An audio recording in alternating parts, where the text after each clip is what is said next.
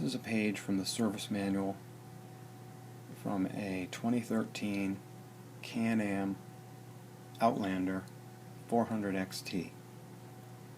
I'm doing a valve adjustment on this machine today. It's got 130 miles on it, and I'm just showing you this page just so you can get some of the valve or the torque settings and see how the top end of the engine is configured on this machine. As you can see, the valve cover bolts are 7 Newton meters or 62 inch-pounds, and the nuts there, the lock nuts for the actual adjusters on the valves, are 12 Newton meters or 106 inch-pounds. And that would be that right there. That little nut right there. I do have a question. Item number 14. I can't figure out what that is. I'm just curious. It's just a sort of a centrifugally operated little cam type device that just looks like it would make noise to me. When the engine runs, it appears that it would sling out and sort of lock into that extended position. Side, I'd like to say too that getting the plastic off was the worst part, I thought. Lots of little nuts and bolts and really just the little plastic keepers that hold the plastic on.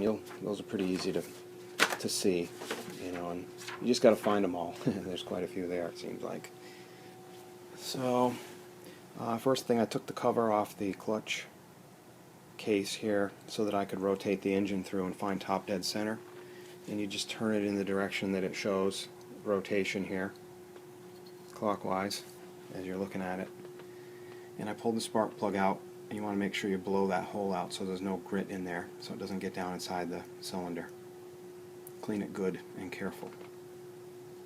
So I rotated the engine through, and I just watched the intake valves, intake, compression, exhaust, and then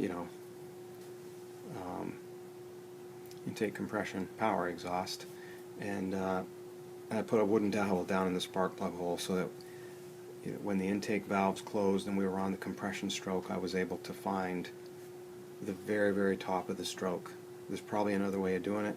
It actually looks like there's some marks over there on the sprocket for the timing chain, and that when those are level with the gasket surface, it appears that would be top dead center also. You just simply loosen up the locking nut, and you want to set the clearance so that it's at the average value that's specified in the manual. And what they say is that for the intake valves, you want 0.06 to 0.14 millimeters, and then that would be 0.0024 to 0.0055 inches.